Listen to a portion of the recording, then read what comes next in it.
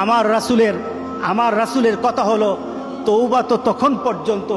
আমার আল্লাহ বলেছেন লাইসাতিত তাওবাতু লিল্লাযিনা ইয়ামালুনা সাইয়্যাত। একটা মানুষ পাপ করার পর সে তওবাটাকে লেন্দি করে, তওবাটাকে সে দূরে সরিয়ে দেয়, মনে করে এখন না আরো পরে তওবা করব, খালি পরে করতে থাকে, তার জন্য তওবা নাই।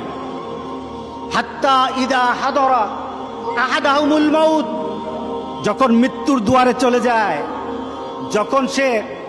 যখন সে ইনসেপ্টিকেরিয়াতে চলে যায়, যখন সে বিভিন্ন ধরনের আইসিইউতে যায়, তখন বললে ইন্নী তুবতুল আন, এখন তওবা করতেছি।